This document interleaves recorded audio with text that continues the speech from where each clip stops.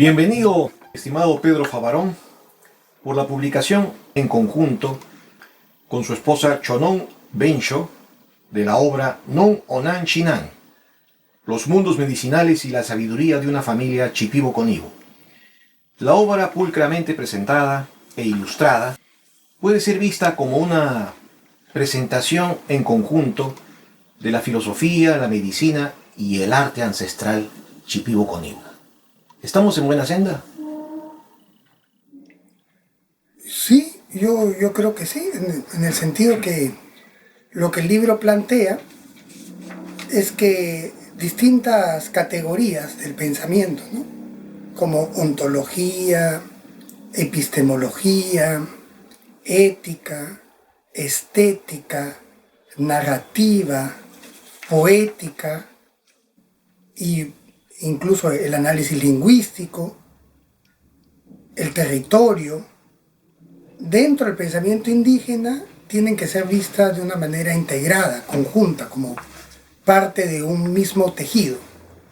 Entonces, si bien la separación de estos términos tiene una función explicativa, didáctica,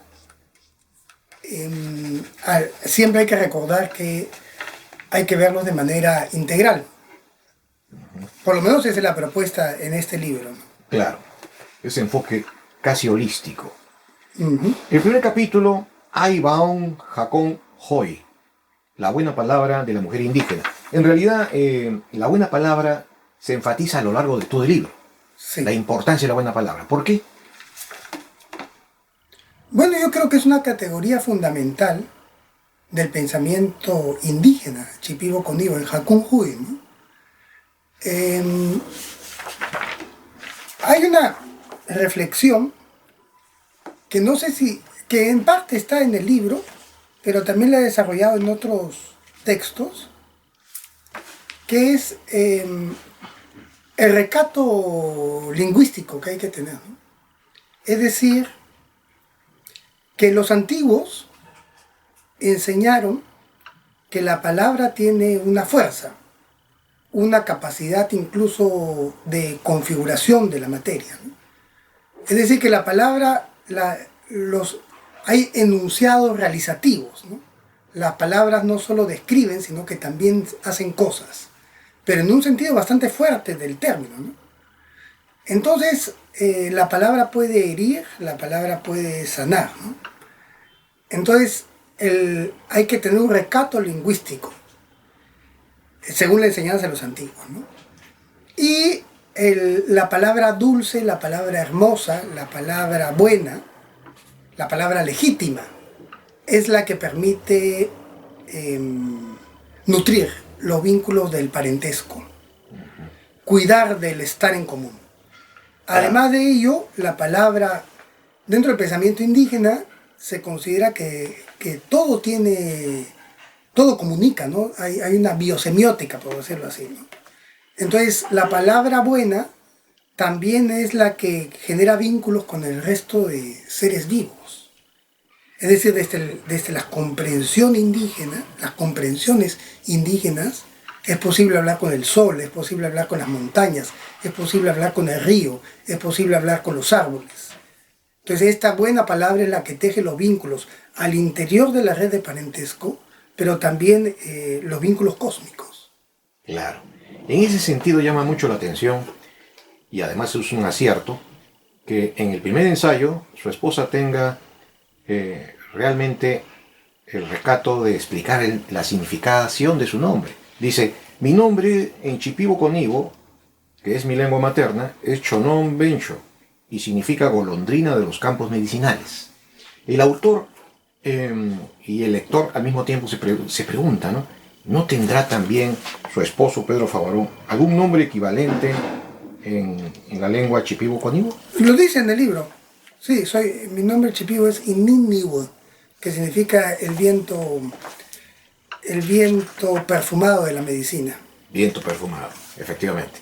Vayamos al segundo capítulo, No convenen Hakon Shinan. Uh-huh. El buen pensamiento de mi esposo. Sigue su esposa en el segundo capítulo siendo bastante detallada. Y ella dice, me va a permitir leer 3 líneas. El ser humano, desde el punto de vista indígena, no puede ser entendido como un ente desvinculado del alma cósmica y del devenir del conjunto existencial. Hay un énfasis en el alma cósmica. ¿Es así? Claro. ¿Y por qué? Bueno, según nosotros hemos aprendido, porque acá hay una cosa fundamental que explicar, ¿no? Que se dice en el libro, ¿no? Nosotros desconfiamos mucho del término cosmovisión, ¿no? Cosmovisión chipivo conmigo, como si todos los chipivos conmigo pensaran lo mismo, ¿no? Es un poco abusivo, ¿no? Por lo menos, por ejemplo, cuando algunos antropólogos, y yo mismo en algún momento he dicho, los chipivos piensan que, los aguaruna piensan que, ¿no? Los aguajún piensan que, es un poco abusivo, ¿no? Es como decir los miraflorinos piensan que. Entonces, hay diversas cosmogonías y se pone bastante énfasis en el libro que no hay un dogma, ¿no? Final de interpretación del universo. Sin embargo, lo que nosotros hemos aprendido del abuelo de mi esposa, de mi abuelo, de nuestro abuelo, Janín Bima, es que todo tiene espíritu, ¿no? Todos los seres tienen espíritu. Entonces, la relación con el resto del territorio no es una relación de sujeto-objeto, que a mi entender, cuando uno objetiviza el mundo, cuando uno le quita alma al mundo a la manera cartesiana, lo que esa es la base de posibilidad de la dominación excesiva del mundo, ¿no? O de los mundos. Entonces, el alma del mundo, que corresponde con aquello que los pensadores renacentistas llamaban el anima mundi, da cuenta justamente que todos los seres tienen espíritu, conciencia, afecto, que forman sus propias comunidades y que participan del diálogo, de la poética cósmica, ¿no? Ajá. En ese sentido también destaca el capítulo 3, Moatian Jonigo, la vida de nuestros antepasados y la violencia moderna, a la que ha hecho alusión. Voy a leer brevemente 3 líneas. El eje central de nuestras investigaciones ha querido conocer quiénes fueron nuestros abuelos y cuáles de sus enseñanzas siguen vigentes para nosotros. Esto tiene una importancia muy especial. ¿Puede explicarlo? El concepto de lo ancestral, yo lo utilizo mucho en mi trabajo, ¿no? Y mi esposa también lo usa cuando tiene que explicar el suyo. Aunque a ella no le gusta tanto explicar, ella dice que ella ya habla con sus obras artísticas, ¿no? Y se ríe como los antropólogos siempre piden que explique, y los críticos de arte, ¿no? Pero los dos usamos el término ancestral. Este no puede ser, no lo podemos pretender tomar como una categoría historiográfica, ¿no? Como si cuando yo digo, por ejemplo, los diseños Quené son un arte ancestral, después puede salir alguien a decir, no, pero los diseños Quené parece que no tienen más de 300 años, ¿no? Podría algún arqueólogo decirlo, ¿no? Creo que hay algunas tesis al respecto, no las conozco bien, pero sé que existen, algún día las leeré mejor. Entonces, la categoría ancestral no pretende ser historiográfica. Lo ancestral para mí es una categoría imaginal. Yo tomo el término imaginal de Henri Corbin, ¿no? Cuando él lo utiliza para el sufismo iranio, ¿no?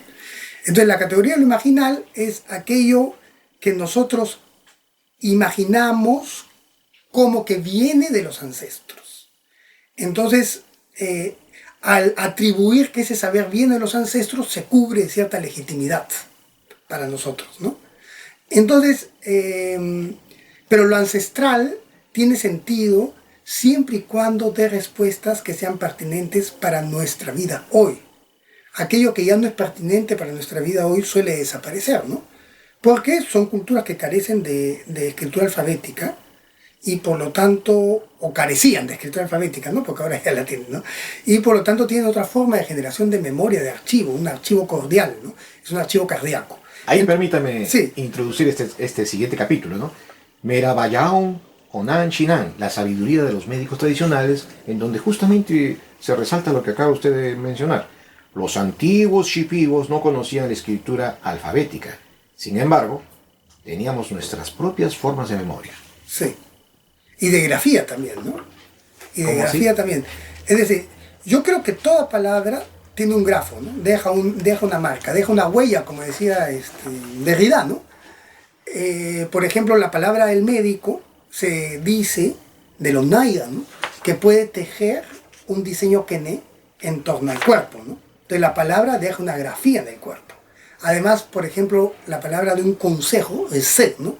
Un an y ese, de un gran consejo, que viene de un sabio, ¿no? De un Onaya, no solamente me da una información ética, digamos, para guiarme, sino que también en mi corazón deja una huella, porque me transmite la fuerza para poder cumplir para poder llevar a cabo esa acción. Además de ello, hay formas, digamos, metafóricas de escritura, para decirlo de alguna manera, ¿no? Como el quené, ¿no? El quené, el diseño, es una forma de escritura, ¿no? De escritura en un sentido amplio, no en un sentido restringido del término. No vayamos todavía al quené tan rápido. Ya. Hay un capítulo muy interesante. Pero lo que quería decir es que la palabra de por sí tiene grafía. Es decir que carecían de escritura alfabética no significa decir que la lengua carezca de huella o que no podamos hablar de otras formas de escritura propias en un sentido metafórico, amplio del término escritura, ¿no? Entonces, eso es una posibilidad. Ahora, la generación de memoria, por eso le digo, viene de las marcas en el territorio, de las marcas en la ropa, en las cuales uno ve aspiraciones éticas, digamos, incluso en la simetría del quené y demás. Y también en el propio corazón, por eso hablaba de este archivo cordial. Yo creo que los pueblos indígenas en general practican lo que yo he llamado racionalidad afectiva.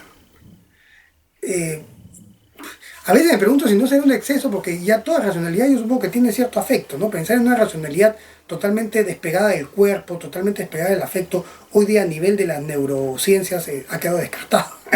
si tenemos neurotransmisores hasta los intestinos, ¿no? Entonces eso ya quedó, ese sueño, ahora se lo hemos pasado a los algoritmos, ¿no? Entonces, yo lo que quiero decir es que esta racionalidad cordial, este archivo cordial, recuerda el corazón. Entonces, por ejemplo, yo o mi esposa sueña con su abuelo. Y el abuelo en su sueño le da un consejo. Entonces ese es un saber ancestral, porque viene del abuelo que ya es un ancestro, ¿no? Pero ese consejo no pretende que mi esposa vuelva a vivir a la manera que ellos vivían, porque eso es imposible, materialmente. O sea, las condiciones de producción lo imposibilitan, ¿no? Pero lo que permite es que ese consejo le da una fuerza a mi esposa, o a quien se llega a conectar con el Hakun Nete, ¿no? Con el mundo de los dueños de la medicina, con el mundo de los ancestros, para poder vivir dignamente, sin perder la raíz cultural, en medio de las antinomias de la modernidad. Claro. Ya habló prácticamente de los sueños. Sin embargo, en este capítulo, Chonon Benchon Namabo, los sueños y la epistemología visionaria, a la que ha aludido con la racionalidad cordial, se complementa con una línea muy interesante. Dice, este libro no pretende dar cuenta de la totalidad de las prácticas medicinales del pueblo Chipió-Conibo, o de un supuesto conjunto de creencias. No existe tampoco tal cosa como un dogma que norme las prácticas y concepciones visionarias. Sí. ¿Por qué no existe una práctica homogénea? Porque los seres humanos somos profundamente diversos. Entonces, y el pueblo chipigo también. Es decir, la idea que la individualidad surge con la modernidad es completamente errada, ¿no? Que el mismo lenguaje, cuando yo digo eda, ¿no? Yo digo yo, me reconozco como un individuo diferente de el mía, ¿no? De tú, ¿no? La lengua marca diferencias, ¿no? Así como genera también vínculos. Entonces, lo que nosotros queremos decir ahí, primero es recalcar, porque ya lo hemos hecho antes en el libro, que nosotros no pretendemos representar a la nación Shipibo-Conibo. Y esto es fundamental porque la gente ha generado cierta idea de que un individuo indígena puede hablar en nombre de toda una comunidad, y eso nunca fue así. Eso más bien nace de la imposición de las dinámicas políticas del Estado y de la democracia representativa sobre los pueblos indígenas. Y esta representación, esta elección de dirigentes en Estados Unidos, en Canadá, en Argentina, en Chile, siempre fue usada para dividir a los pueblos indígenas, para separar a los representantes de las bases y generar división. Y hasta el día de hoy pensamos que los políticos indígenas, los líderes indígenas tienen la capacidad de hablar en nombre de todo un pueblo por el simple hecho de que son indígenas. Y esto no necesariamente es así. Es más, esto casi nunca es así. Porque no había representación. Nadie podía hablar en lugar de alguien. Y encima, cuando tenemos en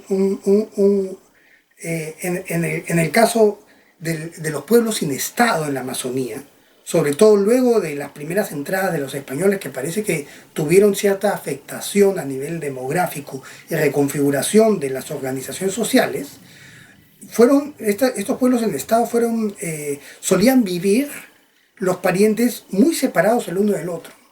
O sea, no vivían en comunidades como las que ahora vemos.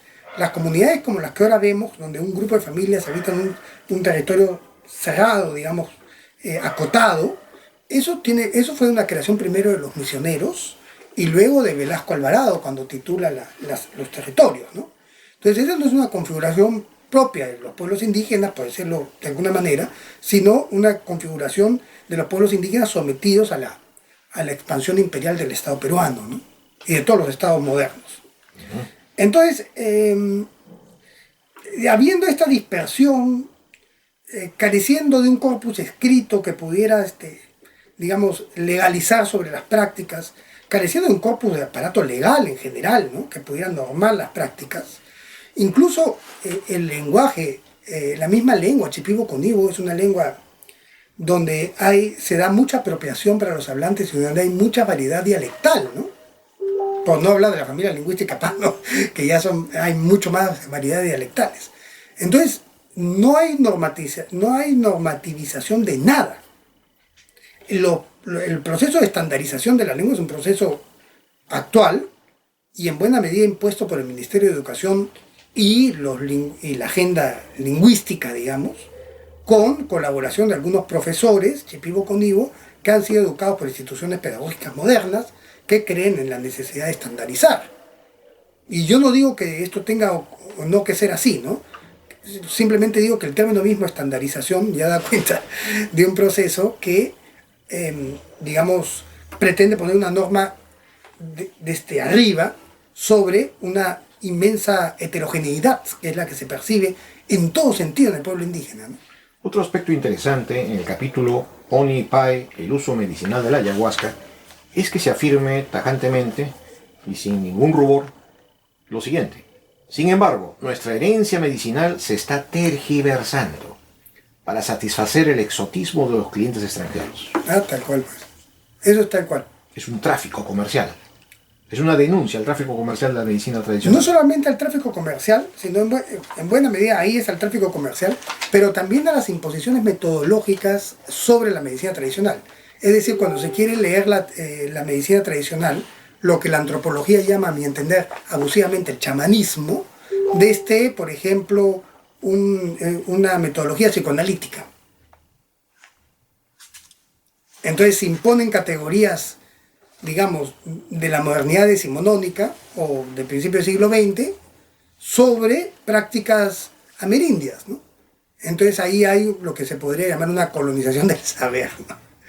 En efecto, entonces la crítica es a todo nivel, ¿no? No solamente es a la mercantilización de la medicina para satisfacer fantasías exotistas del neochamanismo, sino también a aquellos que se pretenden más serios y estudian la medicina académicamente, pero sin desarrollar metodologías basadas en las propias epistemes, ontologías y prácticas indígenas.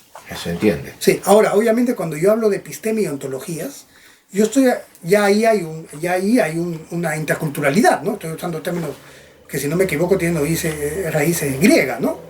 Entonces, pero los estoy usando muy laxamente, ¿eh? Porque los estoy usando como como se suelen utilizar en Native American Studies de las academias norteamericanas por intelectuales, doctores que pertenecen a pueblos indígenas, ¿no? Entonces, la cuestión está en que no estoy negando el diálogo intercultural, no estoy negando que existan aspectos que puedan dialogar con el psicoanálisis. Lo que yo estoy hablando es que primero tenemos que hacer una investigación etnográfica con metodologías basadas en las propias racionalidades indígenas y en las prácticas indígenas para luego generar el diálogo, no imponer metodológicamente. Ese es el asunto. Ajá, y en ese énfasis que usted pone en esta explicación, cobra sentido el capítulo que habla de Rao Bewa, los cantos medicinales, cuando se afirma que el canto de un meraya es recto y sin dobleces. Debería ser, ¿no? Y no lo es generalmente. Hay una categoría de la que hablo ahí, en el libro, de la que hablamos, ¿no? Con mi esposa, que es la categoría de Bumán, que es el mentalista, ¿no? El hipnotista. Entonces, él puede utilizar su canto para generar visiones ilusorias. Y al parecer sus clientes neochamánicos se entregan con gran contento a ese falso brillo, a ese falso resplandor, que no proviene del mundo medicinal. Como decimos en el libro, nuestro abuelo no daba de tomar ayahuasca a los pacientes, no pretendía generar visiones de falsa luz en sus pacientes, sino que él a veces tomaba, no siempre, a veces cuando el caso lo ameritaba, cuando su propio diagnóstico necesitaba aclararse, o cuando ya el diagnóstico le indicaba que era una enfermedad un poco persistente, ahí él tomaba para conectarse con el mundo medicinal y curar de una manera más intensa con los cantos. Pero él no pretendía producir fantasías visionarias, que es prácticamente todo lo que se busca hoy en día dentro del neochamanismo, ¿no? Ajá, efectivamente. Entrando a estas visiones, el capítulo que sigue, Mexaquene, los hermosos diseños ancestrales. Aquí vuelve a tomar la palabra su esposa, y hay una línea en la que se afirma, el quene es un símbolo distintivo de los seres espirituales y de los antiguos. Las mujeres aprendemos a hacer quenes nuevos cuando soñamos con los antiguos y que muestran sus ropas. Es decir, es un visionarismo espiritual. Claro, es una epistemología onírica, ¿no? Entonces el Kemne viene inspirado en cierta medida de las observaciones del territorio también, ¿no? Porque lo que postulamos en este capítulo es que el Kemne posiblemente esté dando cuenta de un ordenamiento geométrico vibratorio inherente a la materia, que se manifiesta, por ejemplo, en el jaguar, en la boa, en algunas hojas. Pero damos cuenta de un ordenamiento implícito, suprasensible, pero que configura desde adentro el mundo sensible. Entonces esa es una hipótesis bastante avesada, ¿no? Claro, ya estamos y por entrando... y por eso el libro no puede ser tomado como que nosotros estamos diciendo tal cual lo que diría un sabio visionario. Un onaya que no ha pasado por un proceso de escolarización jamás se va a expresar en estos términos. Nosotros lo que estamos haciendo es filosofía moderna con una base en los saberes ancestrales, pero evidentemente desde que entran al ámbito escrito, desde que usan términos que provienen de otras tradiciones, desde que escribimos en castellano, ya lo que estamos planteando es una resignificación de las cosas que nosotros hemos escuchado de nuestros tíos, de nuestros abuelos, de la mamá, de mi suegra, de mi suegro, ¿no? O de mis cuñadas. Entonces, la cuestión está en que, como estamos escribiendo con mi esposa, eso permite dar cuenta que escribimos desde el interior mismo de las redes de parentesco. Pero eso no significa que las redes de parentesco nos estén constriñendo para no poder desarrollar una filosofía propia, ¿no? Entonces esto es bien interesante porque yo creo que la importancia del parentesco no niega la individualidad ni el ejercicio propio, o sea, el proceso pleno de individuación, ¿no? Sino que más bien lo permite. Y esto contrasta con ciertos prejuicios que han sido bastante persistentes en la antropología moderna, ¿no? Sobre todo en la etapa clásica. Efectivamente, ya estamos entrando al terreno filosófico, que es el que pisa el capítulo que se llama Netebo, la multiplicidad de lo real, donde desde la primera línea se va esclareciendo. Nuestros abuelos nos revelaron que el cosmos está hecho de engarzamientos de muchos mundos. Aquí, en la primera pregunta que se hace ya en territorio filosófico, el que lo lee, es que esto equivale a un policentrismo ontológico.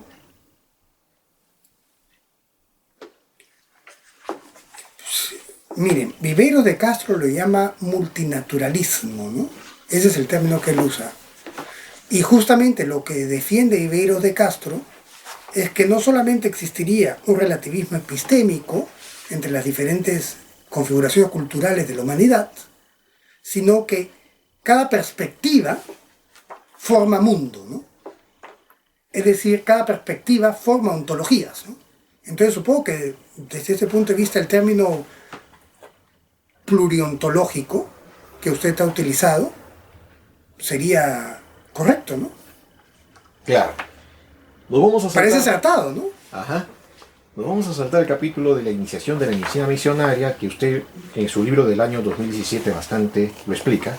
Sí. Sí, para abordar el capítulo que sigue. Pero era importante, digamos, para la narrativa del libro también incluirlo, ¿no? La hilación. Sí, y porque igual presenta variantes con respecto al libro del 2017, porque como le digo, el libro del 2017, si bien lo escribí yo solo, entonces si bien yo soy un miembro de una familia indígena, y creo que trataba que ese libro ya sea un primer paso hacia esta formación de una academia indígena, en este caso como lo escribimos junto con mi esposa, con Chunun, eso permite hablar las cosas de un poquito más adentro, entonces le da hay un nuevo aporte, creo que incluso en esa parte de las dietas iniciáticas del samá, ¿no? Se nota.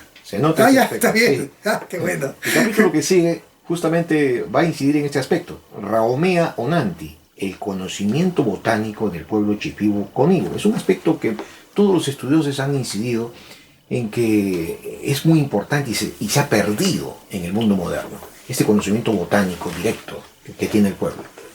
Sí, no, hay un estudioso interesante que se llama Brent Berlin, que él tiene muchos artículos de los 70s, incluso trabajó con los Aguaruna algunas cosas. Y él, hay aspectos de su pensamiento que a mí me generan cierta distancia, como el evolucionismo lingüístico que está implícito en su teoría, pero hay otras cosas que me parecen muy interesantes, ¿no? Y él dice que entre las taxonomías, digamos, folclóricas que él le llama, y las taxonomías científicas, hay más una diferencia de grado que esencial, ¿no? Que hay una continuidad. Entonces, en efecto, en el lenguaje mismo, y esto creo que es importante, no se percibió con la suficiente atención, el lenguaje mismo marca diferentes categorías que dan cuenta que el ser humano se diferencia del resto de seres, y que eso ya está en el lenguaje. Y esto es importante porque hoy por hoy hay un intento, siempre usted sabe, en el mundo académico cuando se acercan los pueblos indígenas generalmente quieren utilizarlos para jalar agua para su molino, ¿no? Entonces no ven a los pueblos indígenas sino que los utilizan, ¿no? Y lo digo así abiertamente porque es tan notorio que ya pues hay que decir las cosas como son, ¿no? Entonces, ahora ahí está la moda del posthumanismo, ¿no? Que para mí es peligrosísima, porque para mí es lo que va a dar entrada al transhumanismo, y en algún momento podemos hablar del tema si le interesa, porque a mí es un tema que me apasiona, críticamente, ¿no? Entonces, el asunto está que el posthumanismo plantea que hay que romper con la centralidad del humano, ¿no?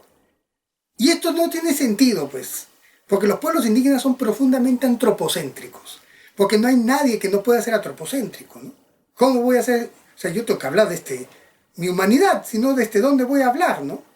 Y más bien en el pensamiento indígena hay una permanente defensa de conservar nuestra humanidad, porque no es lo humano, Junicum, ¿no? Lo legítimo humano, desde el propio pensamiento indígena, no parece ser un imperativo categórico o un condicionamiento biológico, parece que es algo que se puede perder. Es decir, si yo me convierto como un perro, me transformo en perro, ¿no? Si yo me convierto como un chancho, me transformo en chancho, ¿no?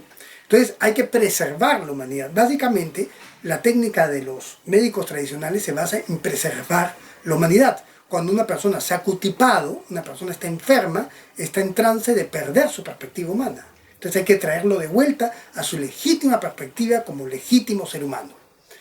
Entonces, evidentemente, el poshumanismo queda descartado. Y eso creo que es uno de los aportes del libro, es lo que me ha marcado mucho mi amigo el profesor Juan Duchesne, ¿no? Entonces, el asunto está que el lenguaje mismo marca diferencias. Entonces pero no hay una palabra para decir plantas en general. Hay una palabra para árbol, hay una palabra para determinados tipos de plantas, hay una palabra para plantas medicinales, hay una palabra para plantas medicinales que se usa la papita de su raíz, por ejemplo, ¿no? Que son las huaste, la famosa piripiri, ¿no? Pero no hay una palabra que englobe a la totalidad de plantas, ¿no? Ahora, eso significa que no se reconozca el género, no necesariamente. Berlín dice que no necesariamente. Puede no existir la palabra y, sin embargo, reconocer el género. Lo mismo pasa con verde, ¿no? La palabra para verde, Yankun, es lo mismo verde y azul. Lo que en inglés se llama grue, ¿no? En vez de blue, gru. Así la fuerza en inglés, ¿no? Es la misma palabra. Entonces ni siquiera se separa verde de azul. Pero un cazador chipivo evidentemente nota los distintos de tipos de verde y reconoce plantas a partir del verdor de las hojas. Entonces, que no exista una categoría no significa que no exista el reconocimiento implícito de las diferencias, ¿no? Ya, ahora, el aspecto etnobotánico, para acabar, sí se está perdiendo, eso es verdad, pero todavía es bastante amplio. Claro. Usted acaba de hacer alusión a un aspecto muy importante, que los pueblos ancestrales Shipibo-Conibo no han perdido el antropocentrismo. Y a lo largo de todo el libro también se nota que no han perdido el cosmocentrismo. Claro. Hay una armonía. Digamos, ¿no? Pero no son totalmente cosmocéntricos, ¿no? Lo que sucede es que no es un antropocentrismo que niegue perspectiva, que niegue espíritu al resto de seres. Entonces, por eso no es un antropocentrismo cartesiano, y yo creo que lo cartesiano, ya lo había anticipado, implícitamente permite una dominación más extrema del mundo. Porque cuando yo tengo que lidiar con otro ser que tiene afecto, que tiene pensamiento, entonces cortar un árbol es matar, es asesinar a un ser vivo que tiene comunidad y que encima en el pensamiento indígena tiene Ibo, es decir, un dueño espiritual que cuida de él y me puede enfermar. Entonces yo creo que aquí implícitamente hay una ética, una cosmoética, como dice Easterman, ¿no? En el libro de la filosofía andina, ¿no? Una cosmoética, una ética ampliada, una ética, porque la misma sociabilidad es ampliada, porque la sociabilidad no es, desde el pensamiento indígena, un fenómeno exclusivamente humano, sino que todo sociabiliza. Entonces, cuando yo entro en relación con un árbol, estoy sociabilizando con el árbol, pero no solo con sus aspectos materiales, sino también con sus aspectos suprasensibles, porque el mete del árbol, el mundo del árbol incluye los aspectos materiales, pero también los suprasensibles. ¿Podríamos llamar antropocentrismo animista? Es que Descola estaría de acuerdo en que es, Philippe Descola, ¿no? En que es animista. Ahora, yo no utilizo el término animismo por un motivo, porque yo creo que animismo sigue implícitamente connotando que yo le doy vida a lo que no la tiene. Y más bien, las investigaciones actuales parecen estar desmontando la idea que los animales o las plantas son meramente cuerpos regidos por leyes mecánicas. Yo estoy en comunicación con Stefano Mancuso, un biólogo italiano de alto vuelo, que habla de la inteligencia de las plantas sin ningún tapujo, ¿no? Y de una inteligencia colectiva de las especies. Entonces, y Mancuso está abierto al diálogo con lo indígena, ¿no? Entonces, yo más bien creo que la modernidad cartesiana es inanimista. Inanimista, interesante. Hay un capítulo quizá el más controvertible de todos.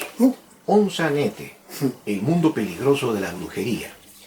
Y hay una línea muy significativa. Dice así: el Meraya es capaz de renunciar a lo oscuro y al egoísmo cuando se vincula con los dueños de la medicina y aprende de ellos la generosidad y la compasión.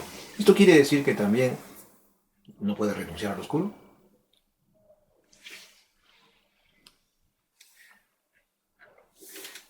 Según la antropología especializada en el tema, lo que ellos llaman chamán es siempre un ser ambiguo, que puede curar tanto como embrujar.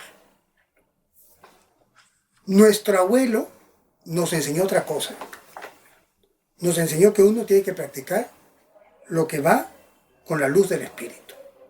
Ahora, según nuestro abuelo, este conocimiento venía así desde los incas. Los incas como arquetipos, ¿no? No los incas del Cusco, sino el inca como héroe civilizador. Pero nuestro abuelo ya tenía una formación cristiana. Es decir, no había renunciado a las plantas, pero había aceptado algunos aspectos del mensaje cristiano. Mi suegra iba a la iglesia. Entonces, yo no hago arqueología, ¿no?, del pensamiento. Es difícil saber si esta afirmación del abuelo viene de influencia cristiana o no. Ahora, yo lo que veo es que es el equilibrio que separa al brujo, ¿no?, el yobé, del médico, el meraya, es muy delgado, ¿no? Es muy delgado porque el meraya o el unaya tiene armas para su defensa. Porque cuando enfrenta a un brujo, no puede entrar sin armas, pues. O sea, cualquiera, por ejemplo, yo supongo que un sacerdote que hace exorcismo tiene sus armas, pues, para luchar contra el demonio, ¿no? Entonces lo mismo pasa en este caso. Entonces hay veces que la propia gente, al pensar mal del médico, ellos mismos se chocan con las armas del médico, porque son su defensa, pero no es que él ejerza voluntariamente el mal. Así es como nosotros hemos aprendido. Por eso yo digo, esta es nuestra sabiduría familiar. No lo podemos extender como conclusión antropológica aplicable a todo el pueblo shipibo coníbo, ¿no? Claro. Por eso es que yo pongo mucho este reparo, ¿no? Ponemos este reparo con mi esposa, ¿no? Ajá. Y por eso el capítulo que sigue, Rao y Bobo, los dueños espirituales de la medicina, dice en una de sus líneas: en el Jaconete también habitan los incas buenos. Y más adelante, nuestra madre Isabiri vivía según las enseñanzas de los incas y con ellas nos educó. Estos incas arquetipos. Sí. Es decir, ellos son los portadores de la medicina y los dueños. Los inca, los chay conibo, que son espíritus cercanos a los incas, pero con figura más próximos culturalmente a los chipibo, son como chipibo ancestrales, y después están los dueños de las plantas. Entonces es toda una configuración de seres suprasensibles, que son los Ibobo, o sea, del Yaunete o Jacunnete, ¿no? Ahora, no existe un mapeo final de estos seres, ¿no? Que puede decir, estos seres son esto, ¿no? No existen 4 mundos, no, eso no. Esos son ya replanteamientos hechos en base justamente a las preguntas de los propios antropólogos que distorsionan un poco la respuesta. Esto no existe. Lo que hay son relatos que nacen de las propias experiencias de cada unaya, de cada meraya, con esas intensas realidades suprasensibles. Claro. Y ahí que el capítulo final, non kochi hoi, la palabra, la fuerza de nuestra palabra, tiene una línea muy sugerente. Dice: ¿qué deparará el mañana para la nación shipibo coníbo y para lo humano o para la humanidad? En nuestra visión, hemos visto dolor, miedo, enfermedad y confusión. Hay una visión casi apocalíptica. Digamos, ¿Por qué? basta mirar al mundo contemporáneo para darse cuenta. A mí me genera mucha sospecha, ¿no? Intriga, hasta risa, cuando la brujería se toma algo como propio de mentalidades precientíficas, ¿no? Primero porque en las ciudades modernas mucha gente recurre a los brujos. Y además de ello, la modernidad ha conquistado a las naciones libres y sin Estado por envidia, ¿no?